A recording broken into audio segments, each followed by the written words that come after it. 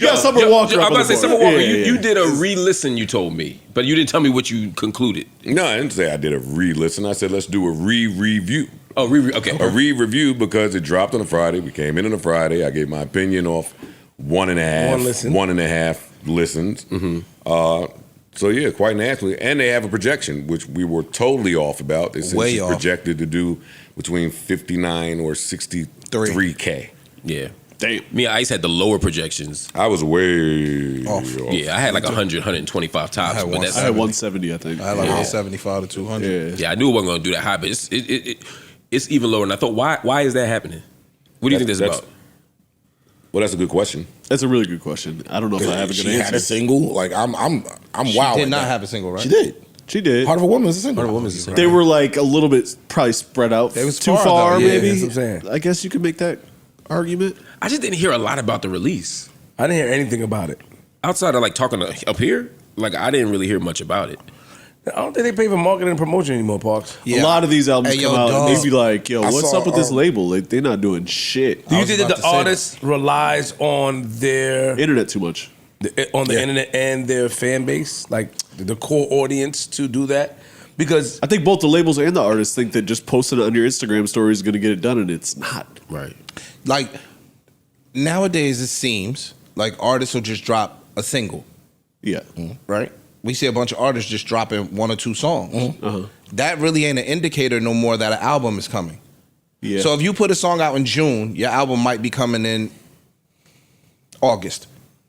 Nobody knows because y'all ain't promote the album. Y'all thought the single was just promotion, but nowadays it's just random singles being given to the fans anyway. So it's a little throw off. It's lazy. There's not much rollout. There's not much rollout that's what I'm saying. Now it's like even with summer, we got the letter with the table 1, table 2, table 3. All of that came.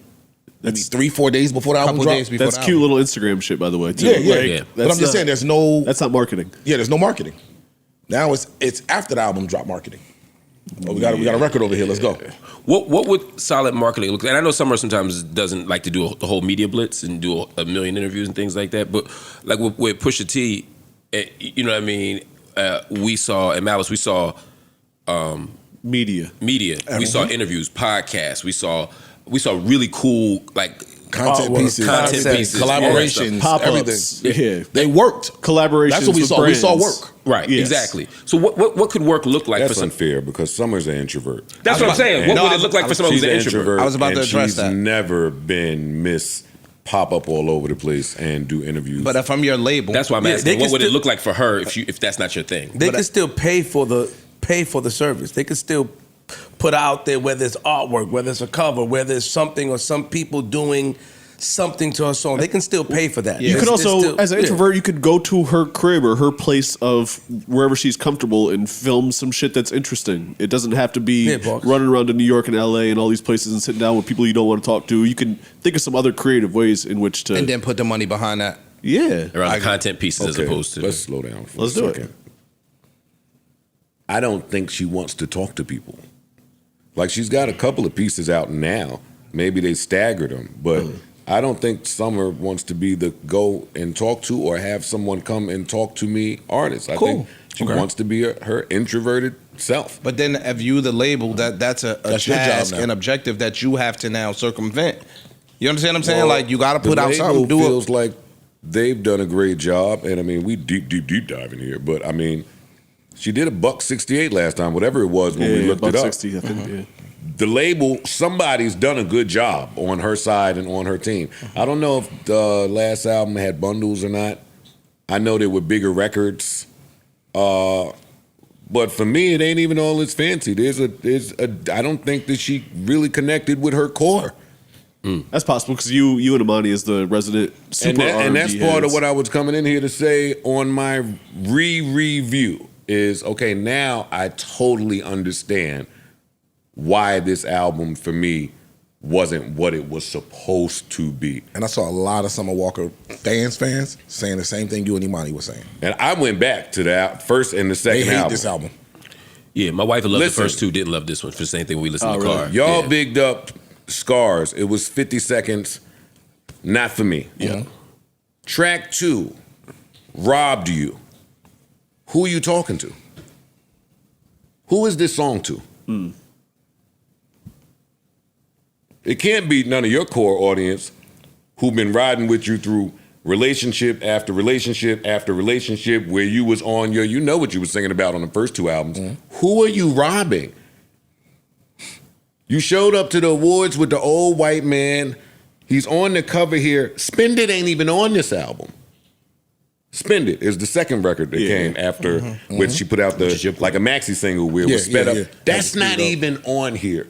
So who the fuck wants to? Who has Summer Walker been fucking scamming for the bag or getting tricked? Or who sees her like that? So Cool robbed you is second. Cute song. Who the fuck you talking to? No, I like that song. The Destiny's Child flip. Yes, when you hear that, I like that song. Go Girl. We love that. This song would be great on one of their albums. It would be great if it were an R&B song and maybe the remix is featuring Lotto and Doja Cat, similarly to how you did Cardi on the last album where it was an R&B song, and then when it was the Rapper Girls time, they came in. The 21 Savage feature on this album is done perfectly. It's a Summer Walker song with a 21 verse. And a 21 verse that he hits out of the park. Go Girl is, again, who are you talking to? You back to trying to be Miss City Girl. I don't think you viewed like that. Baby, I like that song. 1-800-Heartbreak for me is the clear standout on this album, and it is a Summer Walker record to a T. She always give you the standout, God damn my heart is broken, and that's what she did here. The second best song on this whole thing is Don't Make Me Do It /Tempted. Those are your template Summer Walker records. Those are the records that you would hear on any album that she do. The rest of this shit, let's see. Heart of a Woman's cool. Situationship. No, I love that. That's another one I love. Not for this album. Who the fuck is this for? That's back to Parks' point. Situationship. I think that this Teddy. Hold up, Parks. This Teddy Swims record and Finally Over It. Beautiful records for some movie soundtrack somewhere.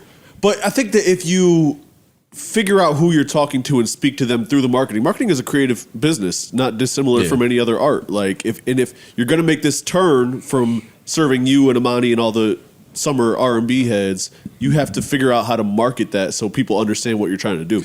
Yeah, I think maybe that's her whole the whole picture with the dude. That's not enough though. I know it's not enough. I'm just saying, but that's her attempt at it. Like, also now I'm trying to show y'all I want something else. Everyone doesn't deep dive or break things down like Joe and Imani.